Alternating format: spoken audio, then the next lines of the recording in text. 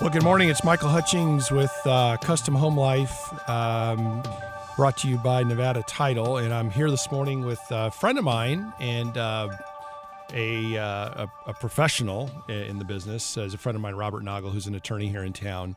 And I just asked him before the show started, do you consider yourself a real estate attorney? And he said he's real estate and business. I know him more on the real estate side. I hope I don't need you, Robert, for business, because that means something's probably gone wrong. But for me personally. But good morning and welcome. Thanks for coming Morning, in. Michael. Thank you for having me. And full disclaimer, I used to work at Nevada Title. Oh, did you? Yes. Oh, well, that's interesting. Yeah. So I got two plugs this morning already Right. for the price of one. They're a great title company, and they've been a great assistant to us in this producing this show. But this morning we're going to deviate a little bit from hardcore construction and just kind of talk about the future of Las Vegas. There's been a number of things in the media lately that I think affect custom homes and high-end homes. And I thought I'd kind of bring it together and discuss some of these issues. As Robert and I were talking this morning, one of them is one of the massive casino projects on the Strip that no one really seems to be talking about, and that's the Genting project. I'm not sure what they're calling that. Do you? Have you heard it? I know it's an I've Asian. heard the name. I can't remember it.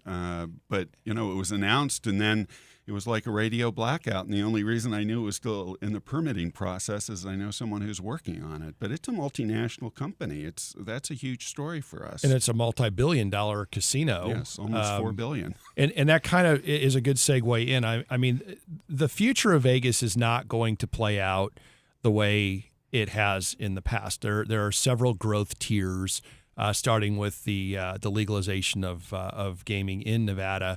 The growth tier that we're most familiar with was the housing boom, the mortgage and housing boom that took place.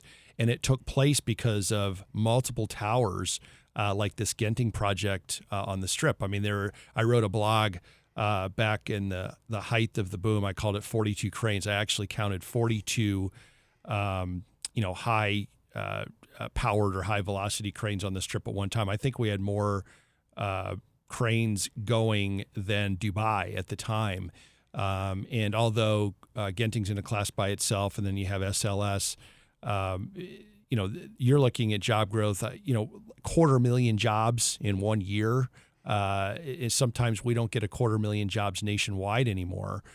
So I think the growth is going to be different. I love to see projects like this. They say there's an algorithm that one project like a Genting will bring as many as 25,000 jobs to the valley, which would have been a small amount back during the boom, but that's a huge amount to us now in a city where we're still hovering around 7% unemployment, 7.4% unemployment. We actually have higher unemployment than places like Allentown, Pennsylvania, which used to be a steel capital. So I brought you here today, I guess, to have an open forum discussion on, in a sense, where are we going to go from here? I think it's going to be a bright future for Las Vegas. I just think we need to discuss and talk about how it's going to happen, because I don't think it's going to happen like it did before. I think it's going to be more baby boomers coming here to retire.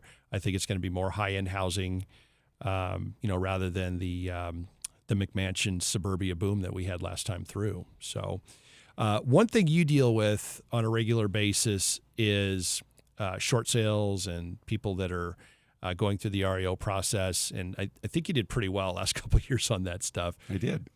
Where it's not like it used to be, is it? I mean, that's sort of like the minority of deals. I mean, I'm sure you're still, practicing law along those lines, but it's not what it was a few years ago, is it? I work more with investors now, but no, in the last figure I heard for MLS listings, I think 16% were short sales. But why would a buyer go to a short sale with all that's involved and not get a good deal? So we actually have what I consider a low-grade fever here in Las Vegas. And part of it is because banks aren't foreclosing. That's due right now to the Homeowner Bill of Rights. So foreclosure starts per month average about 450 based on the numbers I have through the middle of May from the beginning of the year. But up 10% approximately of homeowners are delinquent. So that's a lot. And you may see 7%, but that's, I believe, 90-day plus. and more than a third of homeowners are still underwater.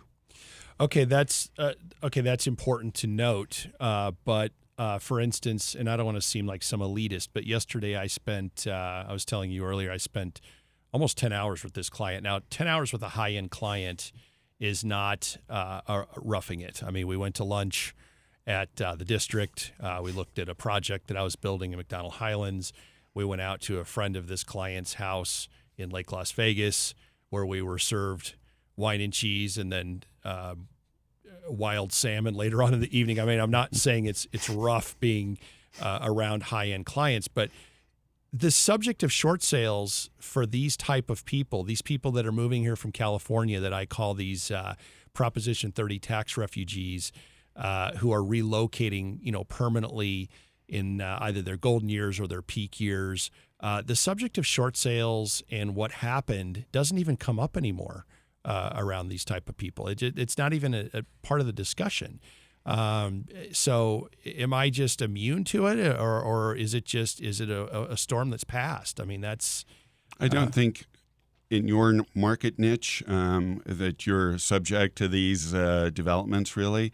We know that when foreclosures and short sales were active, there were some very, very high-end homes that were sold and short sold, and also there were foreclosures of those properties. But the folks who were coming here from out of state, it's like the old days. They cash out get a lot of cash out of their California property, or they have a lot of cash because this is going to be a second home for them or their first home, and this market situation doesn't affect them at all, really. But when we look at other comparables, or we look at the markets, and I've said it before, I'll say it again. I mean, we dwell in the Lake Las Vegas, McDonald Highlands, Southern Highlands, and of course, we can argue all day long what the creme de la creme is, but it's pretty much recognized as the ridges.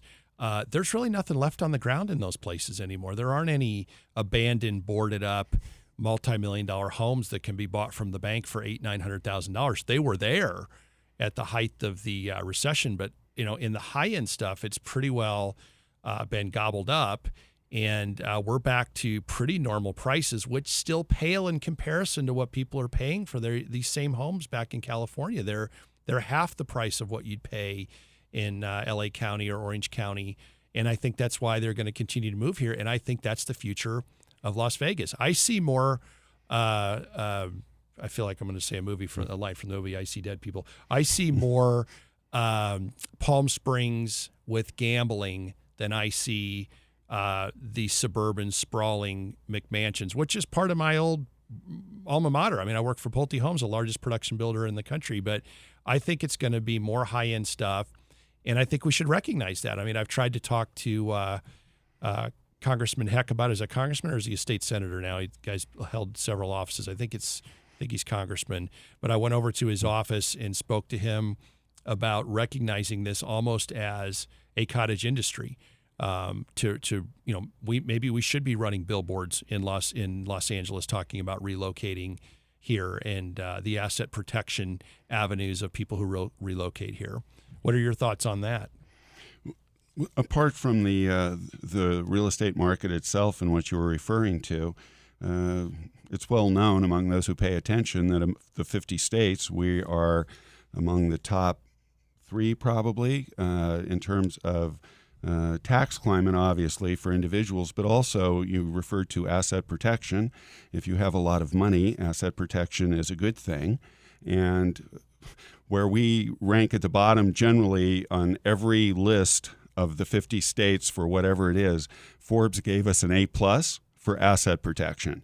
So if you've eliminated your personal income tax, you're able to protect the assets that you do have, and you can get a fabulous house at a very nominal cost compared to California. To where they're coming from. Yeah. Why would you not pick this state? And of course, it's convenient, very convenient to California. So I think that what you're referring to in terms of growth potential and residential is exactly right. We're never going to go through what we went through before. As you said, history doesn't repeat itself. Not in the situation where when I pulled into town 98, 99, the infrastructure was up on Mandalay Bay, the Venetian, later than Palazzo. I mean, there were five or six major casinos going up. That took well into almost the 9/11 era to complete. And 9/11 actually economically did us a favor because we didn't pull a permit. We already had a market where we're building 30, 40,000 new homes, and we didn't pull a permit for close to 90 days because everyone thought the world was coming to an end. And all that did is build up pent-up demand that I think drove us into the ensuing boom, which started about 2002, 2003. No, I don't think that's ever going to happen again. I mean, I guess I don't even want it to have happen again, to be honest with you. I think there were a lot of problems created with the hypergrowth and the suburban sprawl. If we can have, it's funny. I went to kind of a builder's deal once when I was an executive with Pulte back in Southwest Florida, and we were I was probably in my mid-20s, and we were so proud of the fact that we were the number one builder in that marketplace. And I think that year we'd built 500 or 600 homes.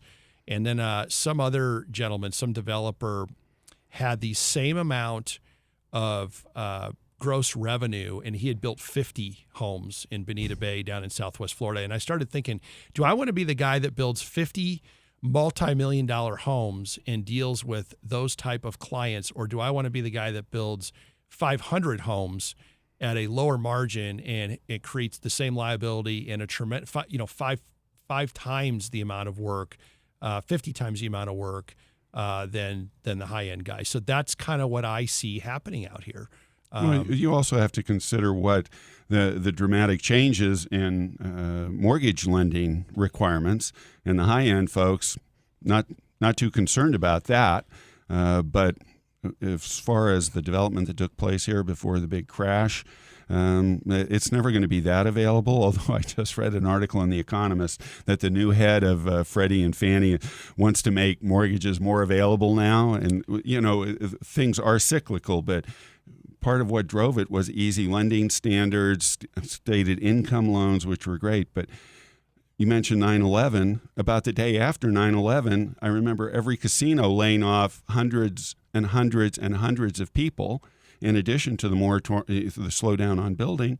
And it just illustrated how fragile this economy is based on that particular model.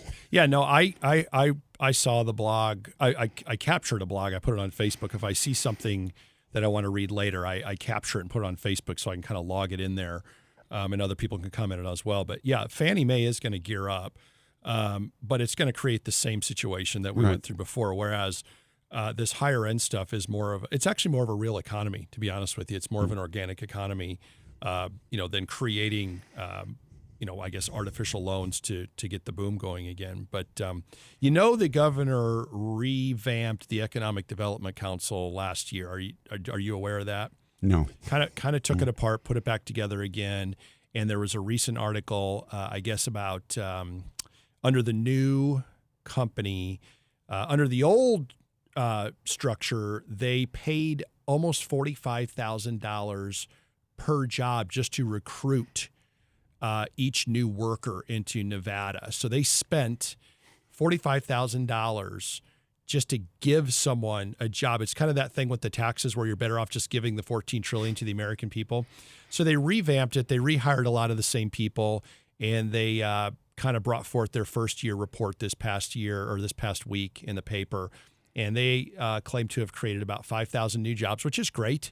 And as many as 41 new companies. These are companies like microbreweries, no big deals like the Tesla battery plant, which I really hope we get either in Northern Nevada or here, that would create 5,000 high-tech jobs, tomorrow. Or they talk about the Apple call center that's been going on up in Reno. I don't know if that's real or not real, but they're talking about building this big, massive call center. And here we have a business in the custom home building and the luxury home building where we're already doing $300 million a year in sales in this industry. And the people that come in of which I get a couple of them. Other high-end realtors get a couple of them. These people come in, they buy a multi-million-dollar home, they furnish the home, they buy new cars. Sometimes they start businesses because they're not, they're successful people, whether they're an attorney. Sometimes they'll relicense and start a practice here, maybe a retirement practice, but nonetheless, they'll start a practice. One of my clients leased a 50,000 square foot. Henderson gave him the key to the city, Lake Industries. He's got a full, multi-million-dollar business going. So I guess I don't want to sound frustrated, but this is the market I'm going after. I think these people do more for economic development than sometimes the economic development people do. So, any comments on that? Well, you mentioned Tesla, and I think we were in the with the 5 finalists: Arizona, New Mexico, all Texas perhaps. But why did they not want to locate it here? Has it been proven that people in California don't want to relocate businesses here? There's only one reason: it's education. Everything else is a plus. But the folks that you're referring to who have businesses are of a size that they can relocate them here. The ones that we're starting, the microbrews, those are all lifestyle businesses. I agree. Is what I call them. More bars, more restaurants. Yeah, and you can own a business in Southern California, well, even Northern California, and I know people who do this, who basically are within easy commuting distance, all things considered, to go back to their business, even if they don't want to relocate it.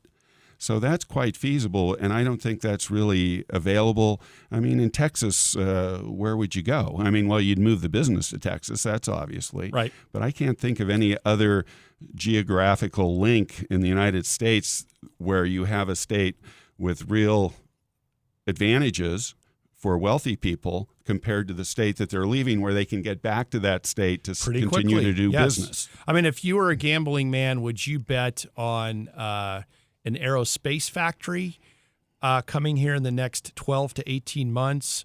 Or would you bet that we could recruit, let's say, 100 multimillionaires to buy their second home or their retirement home in Las Vegas, in either Lake Las Vegas or McDonald Highlands or Southern Highlands or the Ridges? I mean, they're doing it every day. The gentleman that invented Oakley sunglasses and invented the red camera is building a multi-million-dollar estate out at the Ridges. I mean, I have several clients coming from California that are building right now, and I see it as an economic development mechanism, as well as just a shift in the winds of Las Vegas.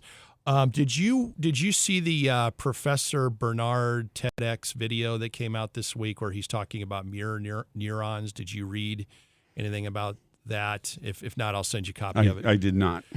There's a UNLV professor that has determined, it's not hard to determine. Yes, we're last at just about everything scholastically in Nevada, but he has determined a type of intelligence, just like music is a form of intelligence. I mean, you could have the most amazing musician that may not be an intellectual, but can write music and write lyrics and create hits and make millions of dollars and may not even have finished high school. It's a form of intelligence. Professor Bernard thinks that Nevada has a form of intelligence. It's called a mirror neuron, in that the people who survive here are overly skilled in the interpersonal arena because of our hotel business. And he thinks that we will be like Houston is the capital of the energy trade, although they don't drill much there anymore. They drill every place else but Texas, but that's where the brain center is. And he thinks that Las Vegas, as gaming proliferates online or Macau or wherever, that the headquarters will always be in Las Vegas. And that even though the Strip may suffer, if they're making money in Macau, but they're headquartered and employing people in a skyscraper in Vegas, that's okay. So, I mean, I kind of agree with the guy. I think that we do have a special skill set, and that's what we should be exploiting rather than trying to become the next Silicon Valley or aerospace headquarters. I think we can still try to do that, but I don't think it's natural. Do you? Do you think it's an organic shift? I think that we could start some seedlings, but when you think of cities in the United States, how many are basically synonymous with an industry. I mean, you think about Phoenix. Well, what do you think of when you think about Phoenix? I mean, yes, there's some high tech there, but it's not the high tech city. Houston's the oil city. Right. We're the gaming city. LA has Hollywood. And even if productions in Hollywood move elsewhere, that's where the deals are made. Well, I think of Phoenix for a couple reasons. I think of Phoenix as the western version of Florida with state income tax, by the way. But I think a lot of people retired to Phoenix from the Midwest and other parts of the country. But let's face facts. If it weren't for Los Angeles, would there be a Phoenix? Would there be a city of 3 million people with a fair amount of industry? I think if we followed the migratory patterns of people in the Southwest, didn't a lot of Los Angelinos move to Phoenix and sort of, the Scottsdale element and some of the businesses? Am I wrong or right on that? Well, my grandparents reversed that trend and went to Arizona and then went to California. But it's kind of like when the Phoenix fans yell, "We hate LA" or "Down with LA." It's like, how can you even mention the two in the same breath? I'm sorry, Phoenix. But when you think of Phoenix, you don't think of one industry in which I it's can't dominant. think of it. I'm envious of Phoenix because they've pulled off a Scottsdale, and we haven't really pulled that off yet. It's hotter there than it is here. It's more humid. I'm envious of them because they have professional sports. They have real industry. I think it's a city that we should, in some ways, try to emulate in a lot of ways, and I don't think we've quite lived up to that as far as desert cities go. But no, I can't think of one industry. Whereas I guess what you're saying, we have that advantage here. We are known worldwide for gaming, and yet we're trying to pretend that gaming isn't how we got here. We're trying to pretend that we can build malls and nightclubs, which can be built anywhere in the world. You can build a nightclub in a mall you could build it in Afghanistan if you wanted to build a mall in a desert community. We have something special here that I think we're trying to get away from, in a sense. Maybe it's something we need to get back to our roots and really exploit, like this Genting project. That is going to employ thousands, if not tens of thousands of people. So do we spend money on an aerospace plant, or do we spend money trying to build more casinos? Well, back to Genting, it is a Malaysian company. It has interests in other countries. But we obviously have we're always in the lead. And you mentioned nightclubs. Well, look at all the projects that are being announced in Las Vegas, like the MGM AEG Stadium. Great project. It's a great project, but it's not a gaming project. No, it's not. Look at Cromwell. What's the big deal? Dre's is on the roof. Okay, right. That's great. Right. Link. I went to Link for the first time recently. Terrific, but it's not gaming. Now, maybe some of those people go into game, but you could see that trend. I just read today in the business section that the casinos in Macau are going to ban smoking on the floors, I think. And it's like in China, they're doing that, but they're U.S. companies. I think that other consumers in other countries are going to want eventually what we have here, which is gaming and an adjunct to that, which is shopping, dining, all the rest of it, because that's the way things go with people who have rising incomes. Well, I think you bring up an excellent point. When I heard the announcement of the new stadium or arena, I thought of Phoenix, because I went to a football game down in Phoenix, a Cardinals game, of which I will tell you I'll never go again. It was probably one of the worst experiences for an NFL stadium. I had to park at a mall, of which I had to walk out of the mall, walk across a dirt field to this stadium, and then walk across a dirt field. I felt like I was immigrating over the border the other way. I literally walked through a gully to get back to this. Now, if they could have, maybe I parked in the wrong place, I don't know, but if they could have taken that little mall area, I thought, that we walked through before we walked out into the field and put that next to the football stadium with parking, I thought that would have been awesome. And that's what they're doing with this new arena. I mean, imagine landing at McCarran to go see, I don't know, Sarah McLachlan, I don't know, whatever, or an NBA. Well, you are old school. What's that? You are old school. Well, How I actually about Drake? I remember I had a client fly in to see Sarah McLachlan when I worked at Lake Las Vegas in the 90s, so I pulled that one up. But let's say you fly into McCarran, you go to the New York to stay for the weekend. You go have dinner, gamble a little bit, and then you walk through this new 100-acre park that they're building, go to the arena, walk back through the park, grab another drink or whatever, and into the casino. That's beautiful. That's an amazing experience. And well, you're the right. people who are gambling do gamble more, although there are fewer gamblers. So that's a good thing. And to the extent we expand our attractions, more of them will show up. So the other thing is, I don't think we really have developed the international market, because everywhere you go, it doesn't matter where you go in the world, people are wearing Las Vegas T-shirts. I remember during the Egyptian protests against the government, I saw a CNN image, Las Vegas T-shirt on top of one of the protesters. He's sitting on top of another man's shoulders. My youngest son spent a month in Sweden last summer. He said, that's the shirt you see from the U.S. So I think that's another development, but I wouldn't give up on other types of businesses, but we can't bet the entire future on those. No, good point, well taken. I just think that same client that would have followed that scenario of flying in to see a concert, I could get them to buy a custom home or a condo in Las Vegas. I agree.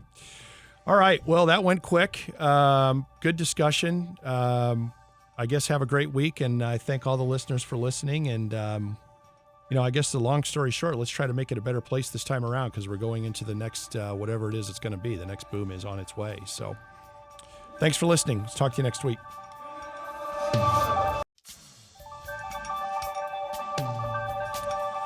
Well, good morning. It's Michael Hutchings with Custom Home Life, brought to you by